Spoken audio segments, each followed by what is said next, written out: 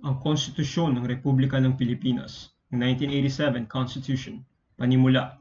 Kami, ang nakapangyayaring sambayan ng Pilipino na humingi ng tulong sa makapangyarihang Diyos upang bumuo ng isang makatarungan at makataong lipunan at magtatag ng isang pamahalaan na kakatawan sa aming mga mithiin at mga lunggatiin, magtataguyod ng kabutihan sa bawat isa, mangangalaga at magpapaunlad ng aming kamanahan, at titiyak para sa aming sarili at angkanang susunod ng mga biyaya ng kalayaan at demokrasya sa ilalim ng pananaig ng batas at ng pamahalaang puspos ng katotohanan, katarungan, kalayaan, pag-ibig, pagkakapantay-pantay at kapayapaan ay naglalagda at naghahayag ng konstitusyong ito.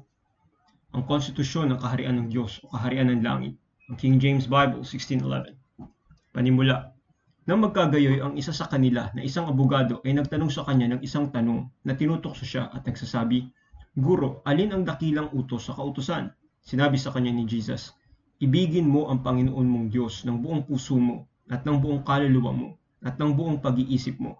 Ito ang una at dakilang utos, at ang pangalawa ay katulad nito. Ibigin mo ang iyong kapwa gaya ng iyong sarili." Sa dalawang utos na ito nakabitin ang buong kautusan at ang mga propeta. Matthew chapter 22 verses 35 to 40.